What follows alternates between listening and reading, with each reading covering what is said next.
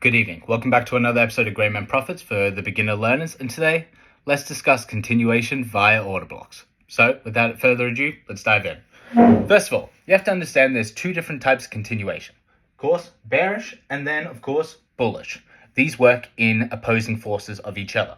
So, the way that a continuation works is, of course, an order block is placed. And this is where a big firm takes or borrows shares and then distributes them down and hopes to return price at a lower cost. That way they can keep the profit. And this is usually done by influencing the market so that other players jump in. The difference is from a usual order block where it would return back up. In this case, instead of reversal, it goes into accumulation. So what do we need for a continuation? Let's have a look at it. So first of all, you need imbalance. In other words, circumstance. So let's say that, okay, has the market been going in a continuously bullish trend or continuously bearish trend? Or maybe there's news that has affected the market.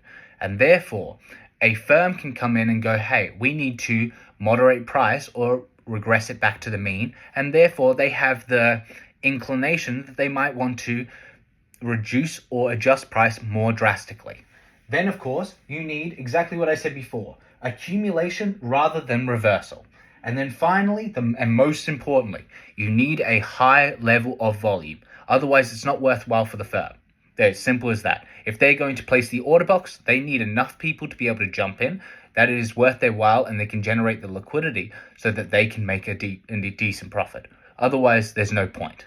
So, the way that this works is, of course, in the order block, when they have sold all of their shares that they have borrowed, they, of course, need to buy them back. And this is where the accumulation comes in. So when they go to buy back price, one of the things that they would realize is they're dumping shares, but a price is not actually adjusting too much. And this would indicate that there is still a lot of downwards pressure in the bearish trend that was occurring here, meaning that other players are jumping in and are refusing to sell or buy in this case. What this means is that it can go into an accumulation phase where intentionally it is put into a almost pendulum motion. This way they can sell off the existing shares that they need to return, and then they have enough accumulated liquidity that they can buy back for another order block and continue the motion. This is, of course, the same as a bullish. So they have bought the shares and then they need to sell them off.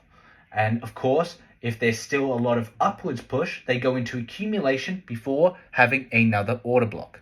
Of course, because of volume, these usually occur in the London sessions and New York sessions because, of course, there's more players in the game rather than what you would see in Asia.